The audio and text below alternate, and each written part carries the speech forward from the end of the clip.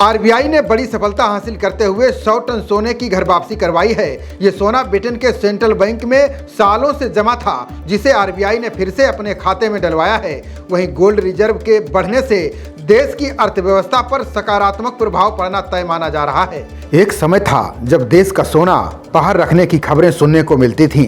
कर्ज या अर्थव्यवस्था की सेहत सुधारने के लिए विदेशी बैंकों में देश का सोना गिरवी रखने को मजबूर होना पड़ता था।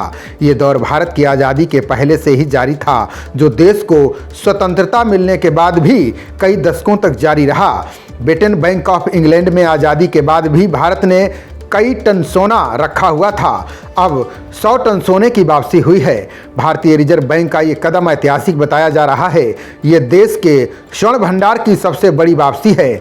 भारतीय रिजर्व बैंक के अनुसार मार्च 2024 के अंत तक आरबीआई के पास कुल 822 टन सोना था, जिसमें से 413 टन विदेशों में जमा था। अब इस सोने को धीरे धीरे भारत लाया जा रहा है।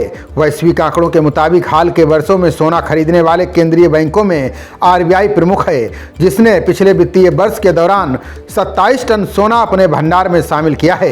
बता दें कि भारतीयों के लिए सोना सदियों से इमोशनल मुद्दा रहा है। हमारे देश के हर घर में सोना होता है और कोई उसे बेचना नहीं चाहता। 1991 में भारत की अर्थव्यवस्था को संभालने के लिए चंद्रशेखर सरकार ने कीमती धातु को गिरवी रखा था। वे दिन लद गए जब भारत के सामने विपरीत परिस्थितियां थीं। आज के समय में भारत की अर्थव्यवस्था रोज नए कीर्तिमान बना रहा है। यह दौर भारतीय अर्थव्यवस्था के बदलते हालात और आत्मविश्वास को दर्शा रहा है, जो 1991 की स्थिति में बिल्कुल अलग है। आज के दौर में भारतीय अर्थव्यवस्था दुनिया में सबसे तेजी से आगे बढ़ती हुई इकोनॉमी बनी हुई है। इस पर तमाम ग्लोबल एजेंसियों ने अपनी मुहर लगाई है। हाल ही में अमेरिकी रेटिंग एजेंसी S&P ने 14 साल के बाद भारत के आउटलुक में चेंज करते हुए इसे स्थिर से सकारात्मकता में तब्दील कर दिया है। यानी इस रेटिंग एजेंसी ने भारत के प्रति अपना नजरिया बदल लिया है। लोकसभा चुनावों के बीच ये बड़ी खुशखबरी है। इस गुड न्यूज पर देश की वित्त मंत्री निर्मला सीतारमण ने बयान दिया। उन्होंने कहा कि सरकार के तीसरे कार्यकाल में भारत दुनिया की तीसरी बड़ी अर्थव्यवस्था बनने की राह पर है। ये रिपोर्ट दुनिया भर में भारत की उभरती ताकत और उसके भरोसे का प्रतीक है। बता दें कि इससे पहले आखिरी बार साल 2010 में इस रेटिंग को बदला गया था। तब एजेंसी ने रेटिंग परिदृश्य को नकारात्मक से बढ़ाकर स्थिर कर दिया था।